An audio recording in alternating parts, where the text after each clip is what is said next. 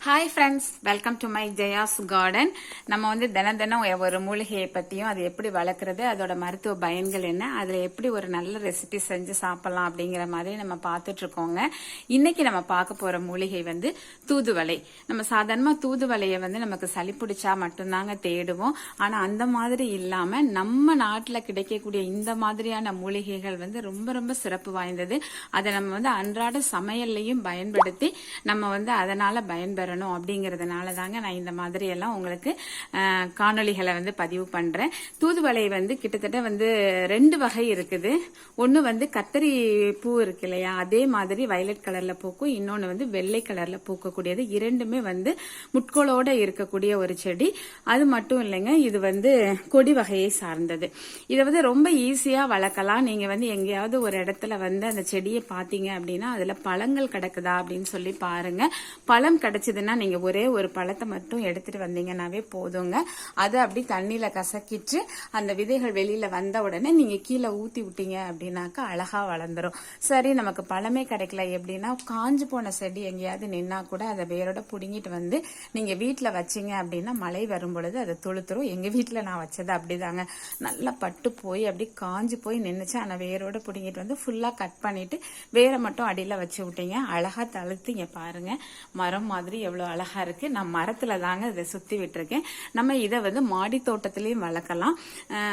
பழங்கள் கிடைச்சா நீங்க போட்டு விடுங்க. நான் வந்து இங்க எனக்கு செழிப்பாவே இருக்கிறனால நான் மாடி தோட்டத்துல வைக்காம வீட்டு தோட்டத்துல தாங்க வச்சிருக்கேன். இப்ப இதோட பயன்களை எல்லாம் நம்ம பார்க்க ஆரம்பிக்கலாமா ஒண்ணு ஒண்ணா. தூதுவளை வந்து உடலை பாதுகாக்கக்கூடிய ஒரு காயகற்ப மூலிகையா வந்து நம்ம சித்த மருத்துவத்துல பயன்படுத்தி இருக்காங்க. இதுல வந்து விட்டமின்கள், மினரல்கள், தாது உப்புக்கள், ஆன்டி ஆக்சிடென்ட்ஸ் எல்லாம் வந்து நிறைய இருக்குது.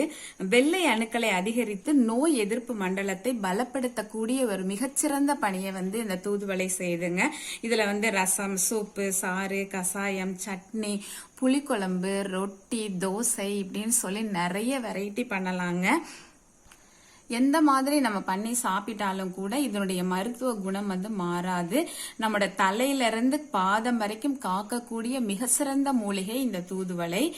இதனோட எல்லா பாகங்களுமே, இலையா இருக்கட்டும், இதனுடைய தண்டு பகுதி, வேர் பகுதி, பூக்கள், பழம், காய் எல்லாமே நமக்கு வந்து மருத்துவ பயன்களோட இருக்கிறனால எல்லாத்தையுமே நம்ம உணவுல வந்து சேர்த்துக்கலாம். அது மட்டும் இல்ல, தொண்டை புண்ணு, அப்புறம் தொண்டை கரகரப்பு, தொண்டையில சதை வளர்ச்சி, அப்புறமா குரல் மங்கி ஒரு மாதிரி தடிமனா இருக்கும் இல்லையா, அந்த மாதிரி பிரச்சனைகள் எல்லாத்துக்குமே வந்து நம்ம இதை பயன்படுத்தலாம். இந்த இலையோட மிளகு சேர்த்து, அதுக்கப்புறம் சுக்கு, பூண்டு, மஞ்சள் இதெல்லாம் சேர்த்து கசாயம் பண்ணி சாப்பிடும் பொழுது அதெல்லாம் நமக்கு வந்து சரியாயிடும். அது மட்டும் இல்ல, ரொம்ப மிகப்பெரிய ஒரு விஷயம் என்ன அப்படின்னாக்க, இது வந்து புற்றுநோய்க்கு எதிராக செயல்படக்கூடிய ஒரு விஷயம் இதுல இருக்கு அப்படின்னு சொல்லி இப்போ வந்து ரீசெண்டா வந்து ஆராய்ச்சியில கண்டுபிடிச்சிருக்காங்க. அது மட்டும் இல்லைங்க, கல்லீரல் சம்பந்தப்பட்ட அனைத்து பிரச்சனைகளுக்கும் மிகச்சிறந்த ஒரு நிவாரணம் வந்து இந்த தூதுவளை. நம்ம வந்து நெய்யெல்லாம் காய்ச்சும் பொழுது அதுல வந்து நம்ம முருங்கை இலை போட்டு காய்ச்சுவோம் இல்லைங்களா, அந்த மாதிரி முருங்கை இலைக்கு பதிலாக தூதுவளை இலையை போட்டு காய்ச்சி அந்த நெய்யை வந்து நம்ம தொடர்ந்து பயன்படுத்திட்டு வரும்போது வந்து மிக அதிகமான மருத்துவ நன்மைகள் வந்து நமக்கு கிடைக்குது அப்படின்னு சொல்லி சொல்றாங்க.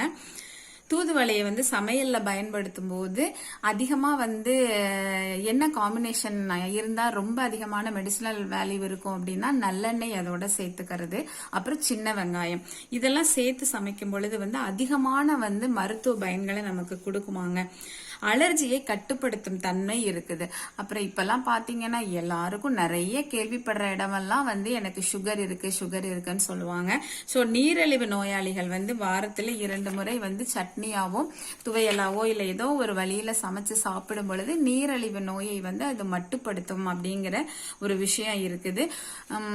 40 வயதுக்கு மேல பாத்தீங்க அப்படின்னாவே நம்ம டாக்டர்ஸ் கிட்ட போனோம் அப்படின்னா, அதுவும் மெயினா வந்து பெண்களுக்கு கால்சியம் குறைபாடு இருக்கு அப்படின்னு சொல்லிட்டு கால்சியம் டேப்லெட்ஸ் கொடுப்பாங்க. அந்த டேப்லெட்டை நம்ம எடுக்கிறது வந்து அந்த அளவுக்கு வந்து ஆரோக்கியமான விஷயம் கிடையாது அப்படின்னு தாங்க நான் சொல்லுவேன். நம்ம நாட்டில் வாழ்ந்த சித்தர்கள்லாம் வந்து இப்போ உள்ள ஆங்கில மருத்துவ மாத்திரைகளை எல்லாம் அதிகம் எடுக்காதவங்க, அதிகமான வயது வாழ்ந்தவங்க. அதனால வந்து அந்த டேப்லெட் எடுக்கிறதுக்கு பதிலாக வந்து நம்ம இந்த மாதிரி தினமும் வந்து தூதுவளை இலையை உணவுல சேர்த்து கொண்டோம் அப்படின்னாக்க வந்து கால்சியம் குறைபாட்டை நீக்கக்கூடிய மிகப்பெரிய பணியை வந்து அது நமக்கு செய்யும். அது மட்டும் இல்லைங்க, பற்கள் எலும்புகளுக்கு வந்து உறுதிப்படுத்தக்கூடிய தன்மை வந்து இந்த தூதுவளை இலைக்கு இருக்குது. வாதம், பித்தம், கபம் இது எல்லாத்தையுமே சரி செய்து நம்முடைய உடலை வந்து நோய் எதிர்ப்பு சக்தியை அதிகப்படுத்தக்கூடிய தன்மை இந்த தூதுவளையினுடைய இலை, காய், பழம் எல்லாவற்றிற்கும் இருக்கு. இது அதிகமா நம்ம சேர்த்து கொள்ளும் பொழுது ஜீரண சக்தியை பலப்படுத்தும். செரிமான கோளாறு அதெல்லாம் கூட சரியாகும்.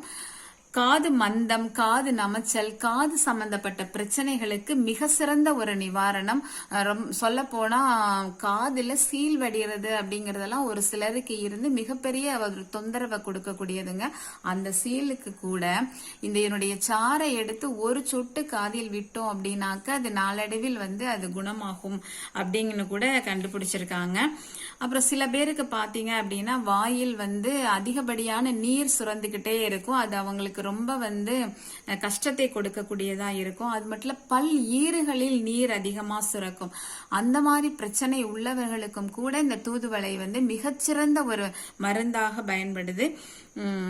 அது காது மட்டும் இல்லைங்க, கண் பிரச்சனைகள், கண்ணில நீர் வடிகிறது, கண்ணில் எரிச்சல் வருது, அதுக்கப்புறமா கண் சம்பந்தப்பட்ட நோய்கள் அனைத்திற்கும் அது ஒரு மண்டலம் 48 நாட்கள் சொல்லுவாங்க. அதை தொடர்ந்து நம்ம சாப்பிட்டோம்னா கண் சம்பந்தப்பட்ட அனைத்து நோய்களுக்கும் மிக சிறந்த ஒரு நிவாரணமாக இது இருக்குது. அப்புறம் தூதுவளை பூவை கூட பயன்படுத்தலாங்க. அதை காய வச்சுட்டு அது உலர்ந்ததும் ஒரு கண்ணாடி பாட்டில்ல போட்டு வச்சுக்கிட்டீங்க அப்படின்னா பால்ல போட்டு சாப்பிடும் பொழுது உடல் பலப்படும் அப்படிங்கிற ஒரு உண்மையும் இருக்குதுங்க. அது மட்டும் இல்லைங்க, பழத்தை வந்து காய வச்சு நம்ம வந்து அதை உணவுல சேர்த்து கொள்ளும் பொழுது வற்றலாக கூட பயன்படுத்தலாம். நமக்கு வந்து தினமும் நமக்கு இந்த செடி வீட்டுல இல்லை அப்படிங்கிறப்ப நம்ம எங்கேயாவது பார்க்குறப்ப அதை பழங்களையோ காய்களையோ பறிச்சு வந்து லைட்டா கட் பண்ணிட்டு அதை நம்ம காய வச்சு டப்பால போட்டு வச்சுட்டோம் அப்படின்னாக்க ஒரு புளிக்குழம்புக்கு எப்படி நீங்க வந்து சுண்ட வத்தல் போட்டு செய்வீங்களோ அதே மாதிரி இந்த வத்தலையும் நீங்க பயன்படுத்தலாம். அப்போ வந்து உடல் பலப்படும். அந்த பழத்தை வந்து நம்ம சாப்பிடும் பொழுது என்ன நடக்கும் அப்படின்னாக்கா நாள்பட்ட சளி இருக்கும் இல்லையா, சில பேருக்கு அந்த சளினால இளைப்பு நோய் இருக்கும், ஆஸ்துமா இருக்கலாம், இல்லைன்னா வந்து மார்பு சளி வந்து கட்டியா இறுகிட்டு மூச்சு திணறல் மாதிரி குழந்தைங்களுக்கு இருக்கும். அவர்களுக்கெல்லாம் இதை பொடி பண்ணதை புளிக்குழம்பு வைக்கலாம். புளிக்குழம்பே சாப்பிட முடியாத மிகச்சிறிய குழந்தையாக இருந்தால் அவர்களுக்கு அதை பொடி பண்ணி அதுல வந்து நம்ம தேன் கலந்து கொடுத்தோம் அப்படின்னாக்க அது வந்து மிக மிக விரைவில் வந்து அவங்களுக்கு அதுல இருந்து விடுபடலாம்.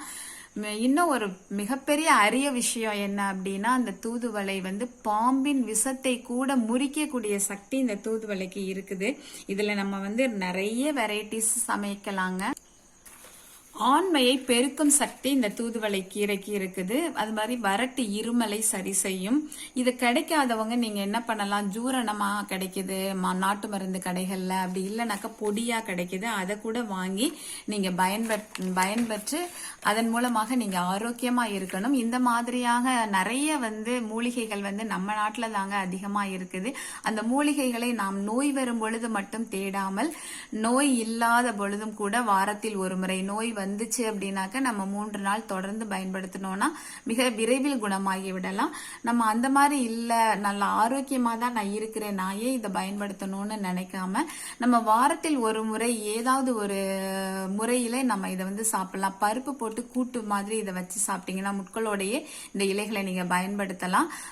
கட் பண்ணும் பொழுது மட்டும் கவனமாக கட் பண்ணணும். மற்றபடி நம்ம வந்து முட்களோட வந்து பருப்புல வேக போடும் பொழுதும் அது முட்கள் நமக்கு வந்து எந்தவித பாதிப்பையும் ஏற்படுத்தாது. துவையல் செய்யும் பொழுதுமே வந்து அந்த இலையில் உள்ள முட்களை நம்ம பயன்படுத்தலாம். நான்லாம் வந்து கஷாயம் போடும்போது அதோட தண்டு பகுதி எல்லாத்தையுமே கட் பண்ணி அதுல போட்டுருவேன், வாஷ் பண்ணி.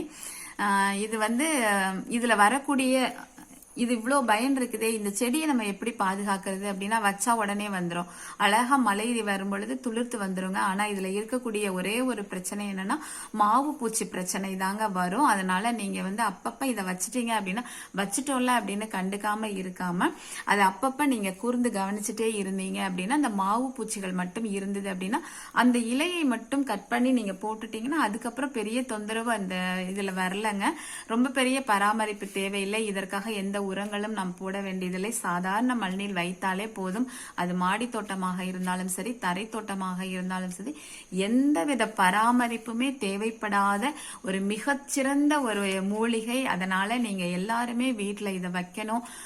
குறைந்த இடம் இருந்தாலும் போதும், இல்ல சின்ன தொட்டி கிடைச்சா கூட நீங்க அதை வைங்க. தினம் தினம் உணவில் சேர்த்து கொள்ளுங்கள், இல்லை வாரத்தில் ஒரு முறையாவது சேர்த்து கொண்டு பயன்பெறணும், ஆரோக்கியமா இருக்கணும் என்னுடைய சிஸ்டர்ஸும் பிரதர்ஸும் அப்படின்னு சொல்லி நான் கேட்டுக்கிட்டு இந்த வீடியோவை நான் முடிச்சிடலாம்னு நினைக்கிறேங்க. இந்த வீடியோ உங்களுக்கு பிடிச்சிருந்தது, பயனுள்ளதா இருந்தது அப்படின்னு உங்களுக்கு தோணுச்சு அப்படின்னா கண்டிப்பா சப்ஸ்கிரைப் பண்ணுங்க, லைக் பண்ணுங்க, ஷேர் பண்ணுங்க, கமெண்ட் பண்ணுங்க. நிறைய பேர் வந்து வீடியோக்களை பாக்குறீங்க, ஆனா சப்ஸ்கிரைப் பண்ணாம பாக்குறீங்க. அந்த சப்ஸ்கிரைப் பட்டனையும் அந்த பெல் அப்படிங்கிற பட்டனையும் நீங்க அழுத்தி எனக்கு சப்போர்ட் பண்ணணும் அப்படின்னு சொல்லி உங்களை அன்போடு கேட்டுக்கிறேங்க. Okay, bye friends. பாருங்க, நம்ம தோட்டத்துல பறிச்சுட்டு வந்துட்டோம். எவ்வளோ பெரிய பெரிய இலைகள், எவ்வளோ ஆரோக்கியமான இலைகள் பாருங்க. இதை வாஷ் பண்ணி எடுத்துட்டு வந்து இதுல ஒரு துவையல் செஞ்சிடலாம். ஆயில் ஹீட் ஆயிடுச்சு. கொஞ்சமா உளுந்தம்பருப்பும் காரத்துக்கு தகுந்த மாதிரி வத்தலும் போட்டுக்கிறேன். 2 பல் பூண்டு. இதை நல்லா செவக்கட்டும். நல்லா செவந்துடுச்சு. ஒரு 20 இலை வாஷ் பண்ணி வச்சிருக்கேன், அதை போட்டுக்கலாம். அதோட புளி போட்டிருக்கேன். இதை நல்லா வதங்கினதுக்கு அப்புறமா உப்பு போட்டு அரைச்சிட்டு வந்துடலாம். இந்த அளவு வதங்கிடுச்சு. இப்ப நம்ம ஆற வச்சு அரைச்சிட்டு வந்துடலாம். அரைச்சிட்டு வந்துட்டோங்க. சூப்பராகவே ரெடி ஆயிடுச்சு. இது சாம்பார் சாதத்துக்கு ரொம்ப நல்லா இருக்கும். குட்டி பிள்ளைங்களுக்கு இதை போட்டு நீங்க விரவி கூட கொடுக்கலாங்க. ஓகே ஃப்ரெண்ட்ஸ், இந்த வீடியோ உங்களுக்கு பிடிச்சிருக்கும் அப்படின்னு நம்புறேன்.